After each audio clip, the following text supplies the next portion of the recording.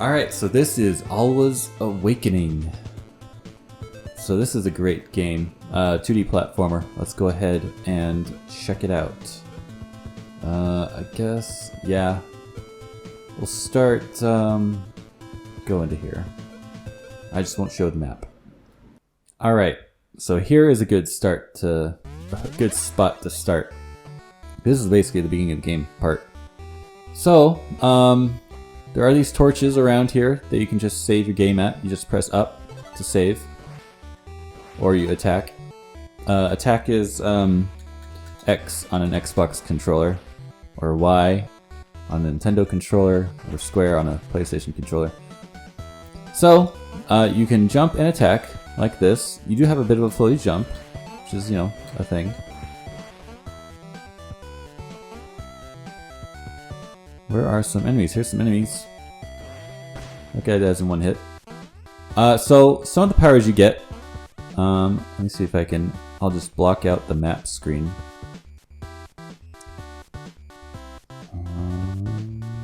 So some of the powers you get... there we go. L button is lets you rotate through them.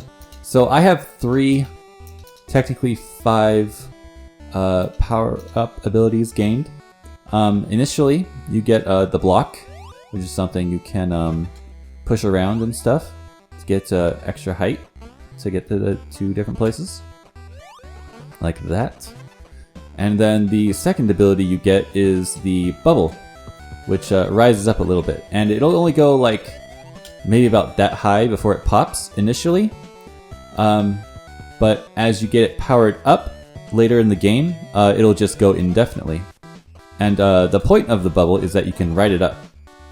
So early on in the game, if you really want to get to a higher place, you kind of put a block down, jump on it, and then, you know, make a bubble, and it'll like pop after a second, and then you can go that high, you know?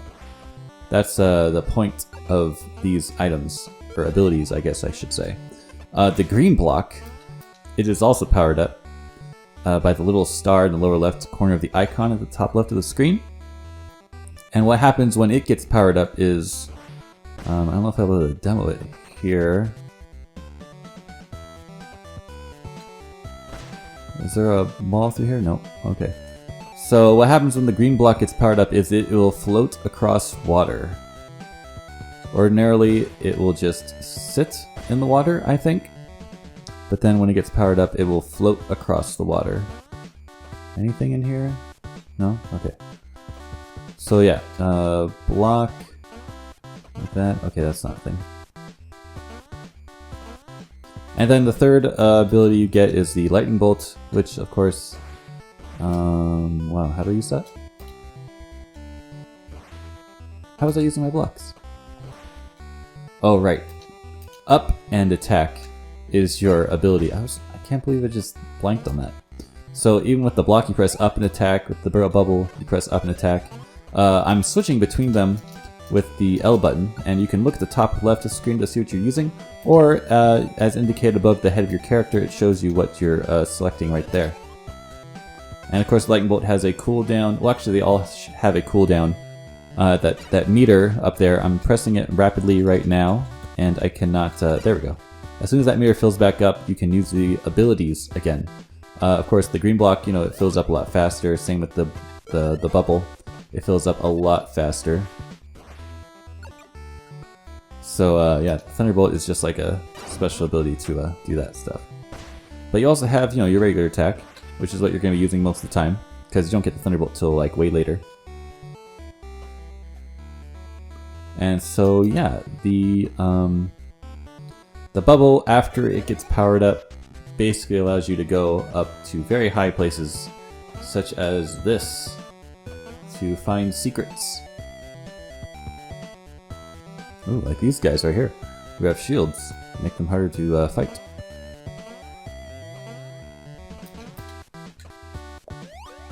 Let's see if my block does anything. Oh, my block does stop them. So if I want to sit right here and attack, oh, if I attack his shield, it stops. Oh.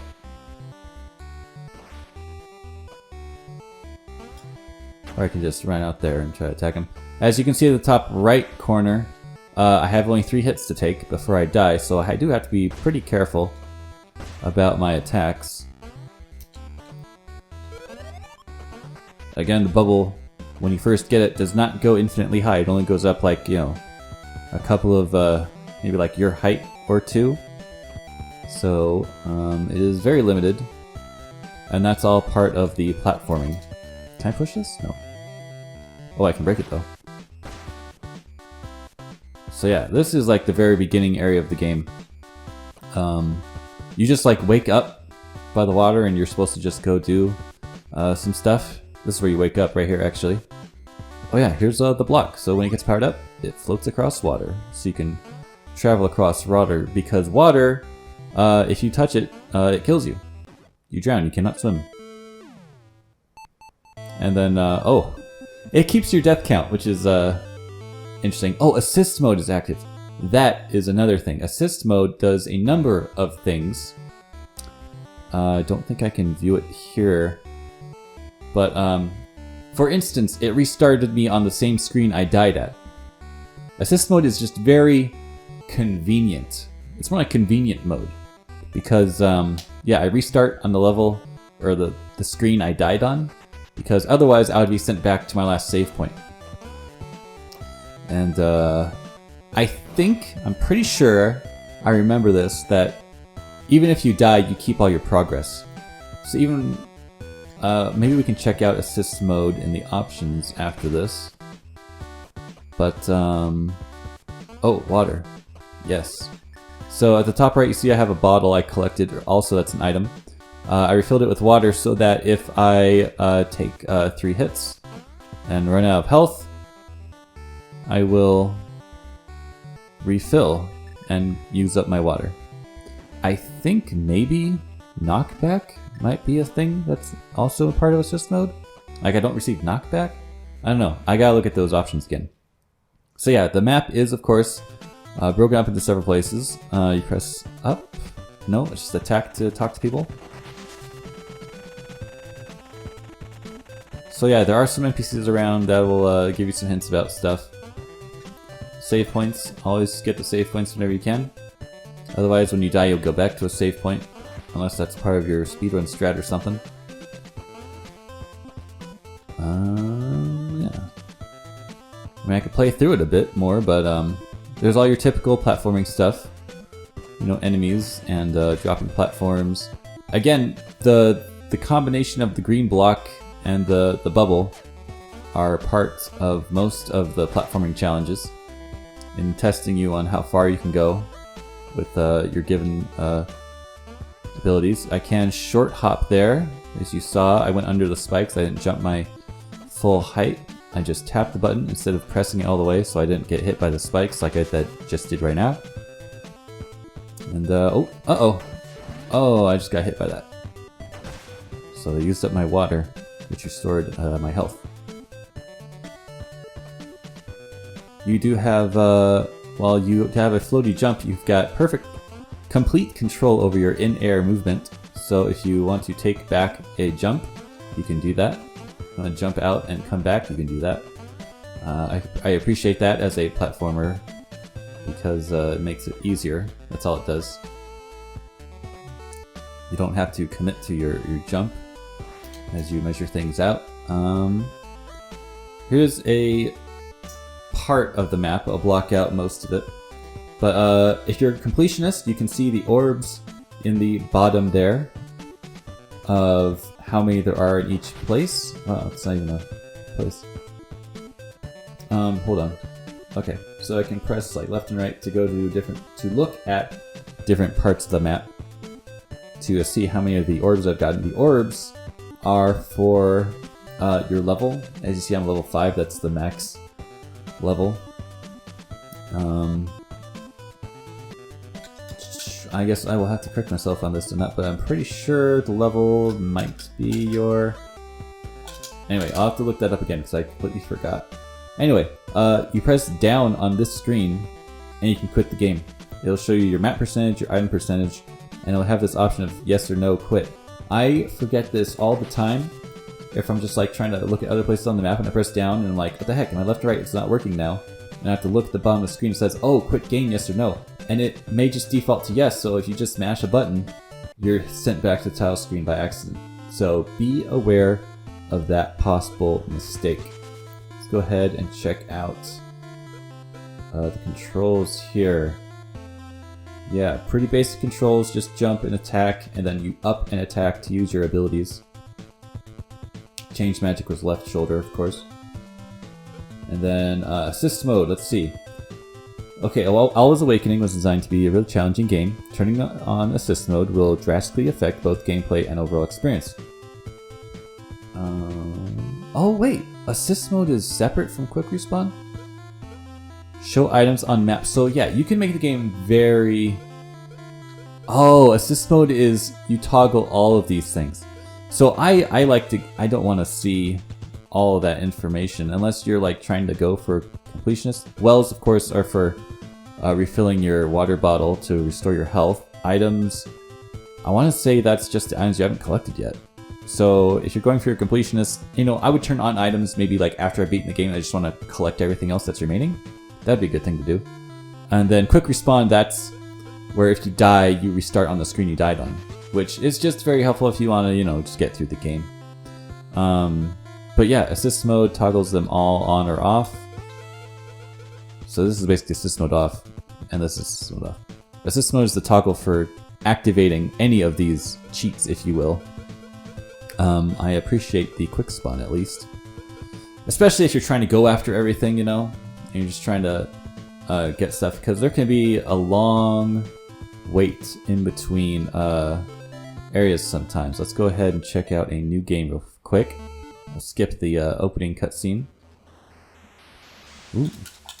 So yeah, this lady here, and then we'll end the review after this.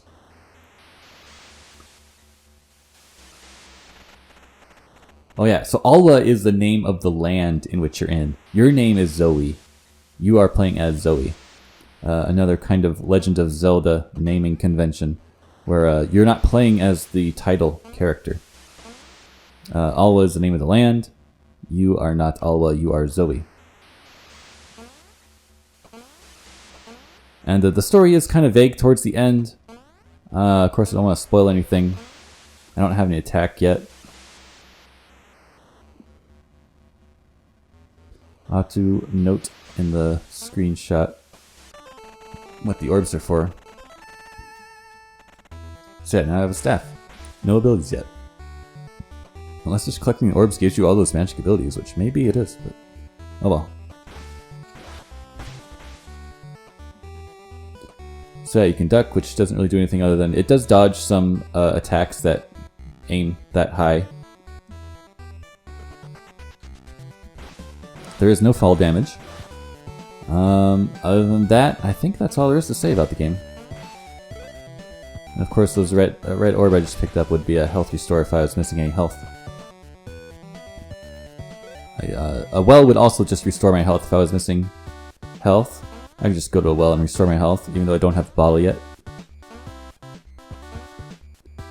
So yeah, that is the game. There are some achievements for wow, I don't even have map not found yet. I have to find a map before I can even see anything. Interesting. I forgot about that.